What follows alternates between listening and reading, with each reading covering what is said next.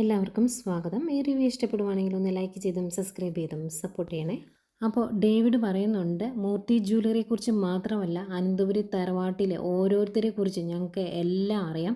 അതുകൊണ്ട് തന്നെ നീ അവിടെ അനുഭവിക്കുന്ന വിഷമങ്ങളൊക്കെ നന്നായിട്ട് അറിയാം. നിനക്ക് ജോലി പോയതൊന്നും നീ കാര്യമാക്കി എടുക്കണ്ട. നിനക്ക് എൻ ജ്വല്ലറിയിൽ നല്ലൊരു ജോലി ഞങ്ങൾ തന്നിരിക്കും.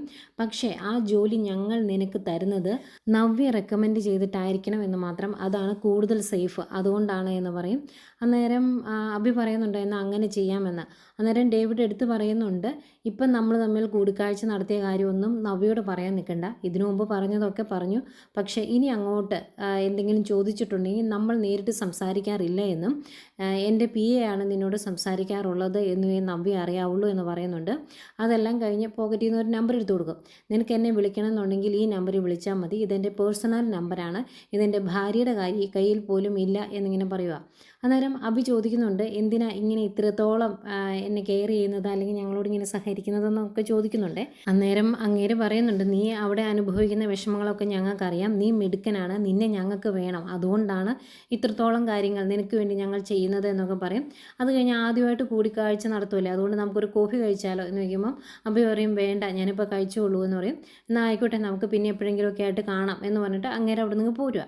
പോന്നു കഴിഞ്ഞാൽ അങ്ങേര് വണ്ടി കയറിയിരുന്നതിന് ശേഷം ആലോചിക്കുന്നുണ്ട്, ശരിക്കും എൻ ജ്വല്ലറിയുടെ MDയുടെ മകനാണ്, അവന് ഞാനാണ് ശരിക്കും റെസ്പെക്റ്റ് ചെയ്യേണ്ടിയിരുന്നത് എന്നിങ്ങനെ പറഞ്ഞ് ഒരു ചിരിയൊക്കെ ചിരിച്ച് വണ്ടി എടുത്തുകൊണ്ട് പോവാട്ടോ.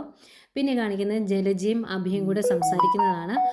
ജലജ പറയുന്നുണ്ട്, എടാ നീ ഇത്തിരി സൂക്ഷിക്കുന്നത് നല്ലതാണ്. ഇവിടെ ഒരുത്തി കലി തുള്ളി നടക്കുവാണ്. അവൾ എന്തൊക്കെ നമ്മളെ കൊണ്ട് ചെയ്യിപ്പിക്കുമെന്ന് അറിയത്തില്ല.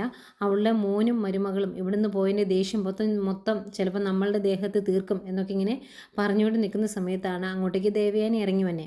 അന്നേരെ ജലജ പറയുന്നുണ്ട്, അവളുടെ വരവ് അത്ര പന്തിയല്ല, മിക്കവാറും പണി കിട്ടുമെന്ന്. അതും ഇങ്ങനെ മനസ്സിലായി ചിന്തിക്കുന്നത്. അതുപോലെ തന്നെ ദേവയാനി അങ്ങ് ഇറങ്ങി വന്നിട്ട് ഇവരെ കാണുന്നത് കലിപ്പ. ദേവയാനി അവരുടെ അടുത്ത് വന്നിട്ട് അഭിയോട് പറയുന്നുണ്ട്, മോൾ ആകെ വിഷമത്തിലാണ്. അവളിപ്പോൾ കുഞ്ചിക്കാനും ലാളിക്കാനും ഒന്നും ഇവിടെ ആൾക്കാരില്ലല്ലോ. ആകെ സങ്കടത്തിലാണ് ഇവിടുന്ന് ആദർശം നയനമോളും പോയതുകൊണ്ട്. അതുകൊണ്ട് ഇനി നിൻ്റെ കൊച്ചിനെ ലാളിക്കേണ്ടത് നീയാണ്. അവളെയും കൊണ്ട് പുറത്ത് പോകണം, അവൾക്ക് ഇഷ്ടമുള്ള സ്ഥലങ്ങളിലൊക്കെ കൊണ്ടുപോകണം, അവൾക്ക് ഇഷ്ടമുള്ള കളിപ്പാട്ടങ്ങളൊക്കെ മേടിച്ച് കൊടുക്കണം. അങ്ങനെ കുഞ്ഞിൻ്റെ സങ്കടം മാറ്റിയിട്ട് നീ ഇങ്ങോട്ട് വരാവുള്ളൂ എന്ന് പറയുമ്പം അബിക്ക് ആകെ ടെൻഷൻ. അമ്മായി ഇവിടെ നവ്യുണ്ട് എന്ന് പറയുമ്പം നവ്യ ഉണ്ടായിക്കോട്ടെ, അതൊന്നും എനിക്കറിയേണ്ട കാര്യമില്ല. നിന്നോട് പറഞ്ഞ കാര്യം നീ അങ്ങ് ചെയ്താൽ മതി എന്ന് പറയും. അന്നേരം ജലജയും പറയുന്നുണ്ട്, നവ്യ കണ്ടിട്ടുണ്ടെങ്കിൽ ഇവൻ എന്ത് ചെയ്യും, ആകെ പ്രശ്നമാകില്ലേ എന്ന്. അന്നേരം ദേവേനി പറയുന്നുണ്ട്, ഞാൻ അവനോട് പുറത്തേക്ക് കൊണ്ടുപോകാൻ പറഞ്ഞത് അവൻ്റെ മകളെയാണ്, അല്ലാതെ വേറെ ആരെയല്ല. ഇനി നവ്യ കണ്ടിട്ടുണ്ടെങ്കിൽ അവളോട് പറയാനുള്ള കള്ളത്തരമൊക്കെ ഇവൻ നേരത്തെ കണ്ടുവച്ചിട്ടുണ്ടാവും. അതോർത്ത് നീ ടെൻഷൻ ആകേണ്ട കാര്യമില്ല. നിന്നോട് പറഞ്ഞത് നീ ചെയ്യടാ എന്നിങ്ങനെ പറയുവാണ് ദേഷ്യപ്പെട്ട്. അദ്ദേഹം അഭി അങ്ങോട്ട് പോകും. പോയി കഴിയുമ്പം ദേവയാനി ജലജയോട് പറയുന്നുണ്ട്, എൻ്റെ മകനും മരുമകളും ഇവിടുന്ന് പോയ എൻ്റെ ദേഷ്യം എനിക്ക് അടക്കാൻ പറ്റുന്നില്ല. ആ ദേഷ്യം മൊത്തം ഞാൻ നിൻ്റെ മകൻ്റെയും ദേഹത്ത് തീർക്കും. കാരണം നീയൊക്കെ കാരണം ഒരുപാട് തലകുനിച്ച് നിൽക്കേണ്ട അവസ്ഥ എൻ്റെ മകനുണ്ടായിട്ടുണ്ട്. അതിൻ്റെ ദേഷ്യം മൊത്തം ഞാൻ നിങ്ങളെ തീർക്കും. അങ്ങനെയെങ്കിലും എനിക്കിത്തിരി ആശ്വാസം കിട്ടണ്ടേ. ഇപ്പം ഞാൻ ചെയ്യിക്കുന്നതില്ലേ, അതിൻ്റെ ഡബിൾ ഡോസ് ആയിരിക്കും ഇനി വരാൻ പോകുന്നത്. അങ്ങനെ ആ പണികളെടുക്കുന്നതിൻ്റെ സമയവും കാഠിന്യവും കൂടിക്കൂടി വരും. ഇനി നിനക്ക് എന്തെങ്കിലും അതിനകത്ത് പരാതി ഉണ്ടെങ്കിൽ നിൻ്റെ മരുമകളോട് എല്ലാം തുറന്ന് പറഞ്ഞിട്ട് നിൻ്റെ മകനെയും കൂട്ടി ഈ വീട്ടിൽ നിന്ന് ഇറങ്ങിക്കോ. അതായിരിക്കും നല്ലത്. ഏതായാലും എൻ്റെ മകനെ പോലെയോ എൻ്റെ മരുമകളെ പോലെയോ നന്മയുള്ളവരൊന്നും അല്ല നിൻ്റെ മോനും മരുമോളും ഒന്നും.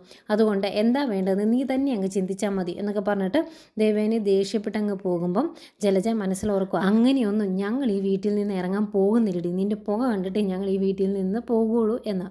ഈ സമയം അഭി ചന്തുമോളുടെ അടുത്ത് ചെന്നേ. ചന്തുമോൾ അവിടെ പടം വരച്ചുകൊണ്ടിരിക്കുമായിരുന്നു. അന്നേരം ചന്തുമോളുടെ അടുത്ത് ചെന്നിട്ട് പറയുന്നുണ്ട്, മോളുടെ അച്ഛനും അതുപോലെ അമ്മയൊന്നും ഇവിടെ ഇല്ലല്ലോ, മോൾക്ക് ആകെ വിഷമാണെന്ന് അമ്മായി വന്ന് പറയുകയും ചെയ്തു. അതുകൊണ്ട് ഇന്ന് മോളെ പുറത്ത് കൊണ്ടുപോകാൻ പോകുന്നത് ചെറിയച്ഛനാണ് എന്ന് പറയുമ്പോൾ മോൾ പറയും വേണ്ടാന്ന്. അന്നേരം അങ്ങനെ പറയരുത്, മോൾക്ക് വിഷമമുണ്ട് എന്നറിയാം, അതുകൊണ്ട് മോളെ ഇന്ന് പുറത്ത് കൊണ്ടുപോയി കളിപ്പാട്ടങ്ങളും ഒക്കെ മേടിച്ച് തന്നെന്ന് പറഞ്ഞിട്ടുണ്ട് അമ്മായി. അതുകൊണ്ട് നമുക്ക് പുറത്ത് പോകാം എന്നൊക്കെ ഇങ്ങനെ പറഞ്ഞുകൊണ്ടിരിക്കുമ്പോഴേക്കും അങ്ങോട്ടേക്ക് ജലജ വരും. എന്നിട്ട് നിൻ്റെ ഉദ്ദേശം എന്താടാ എന്ന് ചോദിക്കുമ്പം, എന്താ ഉദ്ദേശം, ഈ കൊച്ചിനെ പുറത്ത് കൊണ്ടുപോയി അതിനെ ചില സ്ഥലങ്ങളൊക്കെ കാണിക്കണമെന്നും എന്തൊക്കെയോ മേടിച്ചു കൊടുക്കണമെന്നൊക്കെ പറഞ്ഞില്ലേ, അത് ചെയ്തില്ലെങ്കിൽ ഇനി പ്രശ്നമാകില്ലേ എന്ന് ചോദിക്കുമ്പം, അങ്ങനെയൊക്കെ ചെയ്യുമ്പോഴേ അപ്പുറത്ത് നവ്യുണ്ട്, അവൾ കണ്ടാൽ എന്ത് ചെയ്യുമെന്ന് ചോദിക്കും. അന്നേരം അഭി പറയുന്നുണ്ട്, അവൾ കാണാതെ അമ്മ ഒന്ന് എന്നെ രക്ഷിക്കണം, ഞാൻ ഇവളെയും കൊണ്ട് താഴേക്ക് പോകുമ്പം നവ്യ ഇങ്ങോട്ടെങ്ങാനും വരുവാണെങ്കിൽ അമ്മ അവളെ ഒന്ന് പിടിച്ചു നിർത്തിയേക്കണം എന്ന് പറയും. അന്നേരം ജലജ പറയുന്നുണ്ട്, ഇതുങ്ങളുടെയൊക്കെ നടുക്ക് കിടന്ന് എനിക്ക് വട്ടം തിരിയാൻ പറ്റത്തില്ല, അതുകൊണ്ട് നീ പെട്ടെന്ന് പോവുകയാണെ പോ എന്ന് പറയുന്നു. അത് കഴിഞ്ഞ് ജലജ താഴോട്ട് ചെല്ലുമ്പം ദേവേനി ചോദിക്കുന്നുണ്ട്, എന്തിയെ നിൻ്റെ മകൻ, അവനോട് അവൻ്റെ മോളെയും കൊണ്ട് പുറത്ത് പോകാൻ ഞാൻ പറഞ്ഞിട്ട് അവൻ ഇതുവരെ പോയില്ലല്ലോ എന്ന് പറയുമ്പോഴേക്കും ജലജ ദേവേനോട് അവൻ്റെ മോളെന്നൊക്കെ പയ്യെ പറ, നവ്യ കേട്ട പ്രശ്നമാകുമെന്ന് പറയും. അന്നേരം ദേവേനി പറയുന്നുണ്ട്, അവൾ കേട്ടിട്ടുണ്ടെങ്കിൽ അത് എങ്ങനെ കേട്ടാലും അത് പരിഹരിക്കാനുള്ള കുരുട്ടുബുദ്ധിയൊക്കെ നിൻ്റെ മകൻ്റെ കയ്യിലുണ്ട്, അതുകൊണ്ടാണല്ലോ അവൻ ഇത്രയും കാലം ഇവിടെ പിടിച്ചു നിന്നത്.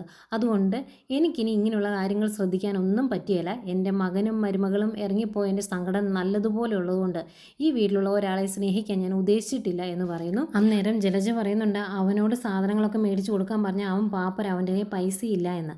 അന്നേരം ജലജ പറയും, അവൻ്റെ കയ്യിൽ പൈസ ഇല്ലേ വേണ്ട, അവൻ്റെ ഭാര്യയുടെ കയ്യിൽ ഇത്ര ഇഷ്ടം പോലെ പൈസയുണ്ടല്ലോ, അവൾ വലിയ പണക്കാരിയല്ലേ, അവളോട് ചോദിച്ചാൽ മതി എന്ന് പറയുമ്പോൾ അവളോട് അങ്ങനെ ചോദിക്കാൻ പറ്റുമോ, നാണക്കേടല്ലേ എന്ന് പറയും. അന്നേരം ദേവേനി പറയുന്നുണ്ട്, നീ ഒന്നും എൻ്റെ മുന്നിൽ കിടന്ന് ഒരുപാട് അഭിനയിക്കേണ്ട, അവൻ്റെ മനസ്സെന്താണ് എന്ന് എനിക്ക് നന്നായിട്ട് അറിയാം. ഇപ്പോഴും നല്ല കാശുള്ള വീട്ടിൽ ഒരു പെൺകുട്ടിയെ വിവാഹം കഴിക്കാനുള്ള ഒരു അവസരം അവന് വന്നിട്ടുണ്ടെങ്കിൽ അവൻ കൂളായിട്ട് നവ്യയെ ഒഴിവാക്കും.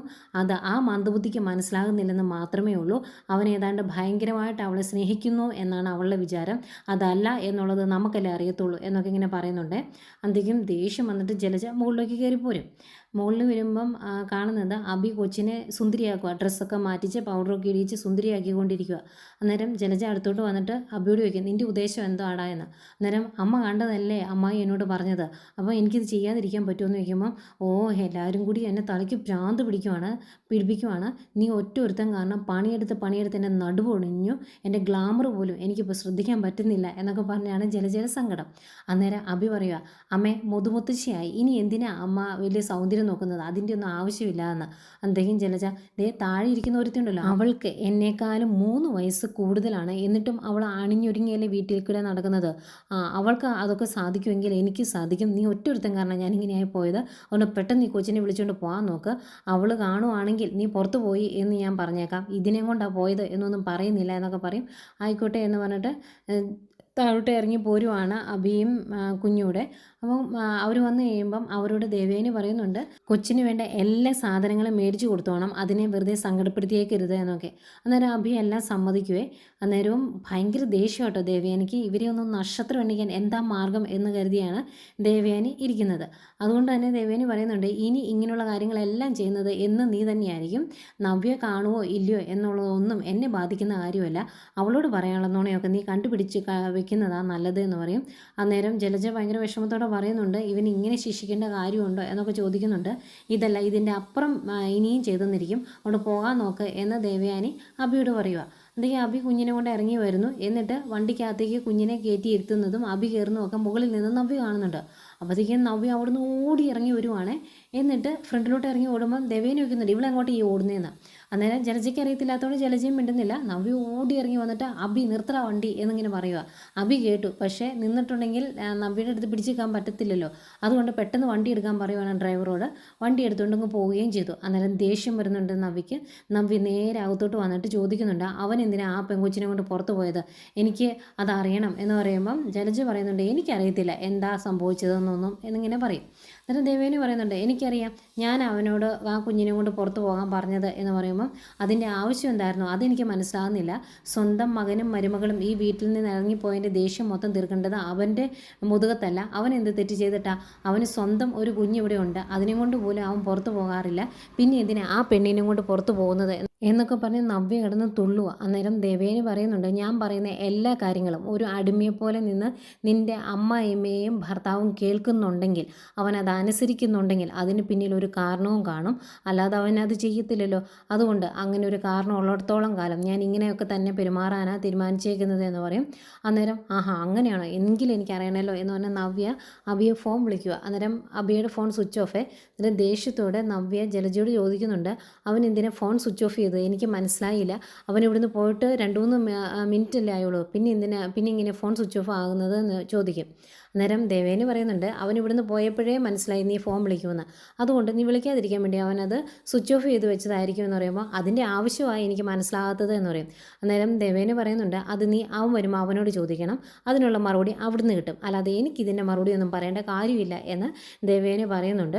അന്നേരം ദേഷ്യപ്പെട്ട് തുള്ളിച്ചാടിക്കൊണ്ട് നവ്യ പറയുന്നുണ്ട് അങ്ങനെ നിങ്ങളൊക്കെ പറയുന്ന പണിയും കേട്ട് എന്നും ഒരടിമയെ പോലെ അവൻ ഇവിടെ നിൽക്കത്തൊന്നുമില്ല, എന്താ ചെയ്യേണ്ടതെന്ന് എനിക്കറിയാം എന്നൊക്കെ പറഞ്ഞ് വിളിച്ചിട്ട് നവ്യ പോകാൻ തുടങ്ങുമ്പം ദേവേനി പറയുന്നുണ്ട് നിനക്കൊക്കെ ഇത് ബുദ്ധിമുട്ടാണ് എങ്കിൽ നീ നിൻ്റെ ഭർത്താവിനെ വിളിച്ചുകൊണ്ട് ഇവിടുന്ന് ഇറങ്ങിക്കോ, അപ്പോൾ തീരില്ലേ പ്രശ്നം എന്ന് ഇങ്ങനെ ദേവേനി പറയും. അന്നേരം നവ്യ പറയുന്നുണ്ട് അമ്മായിയുടെ മനസ്സിൽ ഇതൊക്കെ തന്നെയാണ് എന്ന് എനിക്കറിയാമെന്ന്, അതിനുള്ള പരിഹാരം ഞാൻ കണ്ടോളാം എന്ന് പറഞ്ഞിട്ട് നവ്യ അകത്തോട്ട് കയറി പോകുന്നു. വളരെ പുച്ഛത്തോട് തന്നെ അവിടെ നിൽപ്പുണ്ട് ദേവയാനി, ഇനിയും പണി കൊടുക്കും എന്നുള്ള മനോഭാവത്തോടു കൂടി തന്നെ. പിന്നീട് ആദർശിനെയും നയനെയും കാണിക്കുന്നുണ്ട്, രണ്ടുപേരുടെ അമ്പലത്തിലേക്ക് പോരുവാണ്. ഇത് മുത്തച്ഛൻ്റെ പിറന്നാൾ മാസമാണ്, പിറന്നാൾ മാസം കൊള്ളില്ല എന്നാണ് പറയുന്നത്, അതുകൊണ്ട് കുറേ പൂജകളൊക്കെ ചെയ്യണമെന്ന് പറയുന്നു മുത്തച്ഛന് വേണ്ടി. അന്നേരം നയന ആദർശനോട് ചോദിക്കുന്നുണ്ട് മുത്തച്ഛനോട് ദേഷ്യമൊന്നും ഇല്ല അല്ലേ ഇപ്പോഴും എന്ന് ഇങ്ങനെ പറയുമ്പം ആദർശ് പറയുന്നുണ്ട് മുത്തച്ഛൻ്റെ മനസ്സെന്താണ് എന്ന് എനിക്കറിയാം, ഒരിക്കലും മുത്തച്ഛൻ എന്നെ വെറുക്കാനൊന്നും പറ്റില്ല എന്ന്. അന്നേരം നയന പറയുന്നുണ്ട് ഞാൻ ഇടയ്ക്ക് മുത്തശ്ശി വിളിച്ചപ്പോൾ മുത്തശ്ശിയും ഇങ്ങനെ തന്നെ പറഞ്ഞു മുത്തശ്ശൻ്റെ മനസ്സ് ആർക്കും മനസ്സിലായിട്ടില്ല എന്ന്, അതെന്താണെന്ന് എനിക്ക് മനസ്സിലായില്ല എന്ന് നയന പറയുമ്പം ആദർശ് പറയുന്നുണ്ട് എപ്പോഴും മുത്തശ്ശൻ്റെ കൂടെയുള്ള മുത്തശ്ശിക്കല്ലേ എന്താണ് മുത്തശ്ശൻ്റെ മനസ്സ് എന്ന് മനസ്സിലാവുള്ളൂ, അതുകൊണ്ടായിരിക്കും അങ്ങനെ പറഞ്ഞത് എന്ന് പറയുന്നു. ഈ സമയം മുത്തശ്ശനും മുത്തശ്ശി അമ്പലത്തിലുണ്ട്. മുത്തശ്ശൻ ആദർശിന് വേണ്ടി ശയനപ്രദക്ഷിണ നടത്തുവാണ്. അതെല്ലാം കഴിഞ്ഞ് എഴുന്നേറ്റിട്ട് തിരുമേനിയോട് പറയുന്നുണ്ട് കേട്ടോ, ഇതിനു മുമ്പ് ഞാനിവിടെ ഭക്ഷണം കഴിക്കാതെ ഇരുന്ന് വ്രതം നോറ്റതൊക്കെ എല്ലാവരും വന്നപ്പോൾ അവരോട് പറഞ്ഞു, അതുപോലെ ഇത് പറയാൻ നിൽക്കണ്ട എന്ന് പറയുന്നുണ്ട്. കുടുംബത്തിൽ ചില പ്രശ്നങ്ങളുണ്ട്, അതൊക്കെ മാറാൻ വേണ്ടിയാണ് ഞാൻ ശയനപ്രദക്ഷിണം ചെയ്തത് എന്ന് പറയുമ്പം എല്ലാം മാറും, എല്ലാത്തിനും ഒരു പരിഹാരം കാണുമെന്ന് തിരുമേനി പറയുന്നു. ഇതെല്ലാം കഴിഞ്ഞ് അത് മുത്തശ്ശനും മുത്തശ്ശിയും കൂടെ ഇങ്ങനെ നടന്നു പോരുക. അന്നേരം ആദർശന് വേണ്ടിയാണ് ഞാൻ ഇതെല്ലാം ചെയ്തത്, അവൻ്റെ വിജയത്തിന് വേണ്ടി ഞാൻ ഏതറ്റം വരെയും പോകുമെന്ന് മുത്തശ്ശൻ പറയുന്നുണ്ട്. അന്നേരം മുത്തശ്ശി പറയുക അങ്ങനെയൊക്കെ ചെയ്തോ കുഴപ്പമൊന്നുമില്ല, പക്ഷേ ഇത് അവരോട് അറിഞ്ഞിട്ടാണെങ്കിൽ എല്ലാവർക്കും സന്തോഷമാകില്ലേ എന്ന് ചോദിക്കും. അന്നേരം മുത്തശ്ശൻ പറയുന്നുണ്ട് തൻ്റെ ഈ സ്വഭാവമാണ് എനിക്ക് ഇഷ്ടമല്ലാത്തത്, ഞാൻ ഇങ്ങനെയൊക്കെയാണ് ചിന്തിക്കുന്നത് എന്ന് അറിഞ്ഞു കഴിഞ്ഞാൽ അവരുടെ മനസ്സിൽ പിന്നെയും ഒരു അനുകമ്പയും ഒക്കെ തോന്നും, അതിൻ്റെ ആവശ്യമില്ല, വാശിയോടുകൂടി അവർ മുന്നോട്ട് പോകണം, അതിനു വേണ്ടിയാണ് ഞാൻ ഇങ്ങനെയൊക്കെ ചെയ്യുന്നത്, താനായിട്ട് ഇത് വിളിച്ച് പറഞ്ഞേക്കരുത്, ഒരു കാരണവശാലും ഞാൻ അവന് വേണ്ടി ചെയ്യുന്നു എന്ന് അവൻ അറിയരുത് എന്ന് മുത്തശ്ശൻ പറയുന്നു. ഇവരിങ്ങനെ പറഞ്ഞുകൊണ്ട് നിൽക്കുന്നതേക്കും അമ്പലത്തിലേക്ക് വരുന്ന ആദർശിനെയും കാണിക്കുന്നുണ്ട്. ഇനി മുത്തശ്ശൻ കാണാതെ ആദർശ മുത്തശ്ശനെ കാണുമോ എന്നോ ഇനി അവർ മാറി നിൽക്കുമോ എന്നൊന്നും അറിയില്ല. ഏതായാലും ഇതൊക്കെയായിരുന്നു ഇന്നത്തെ എപ്പിസോഡ്.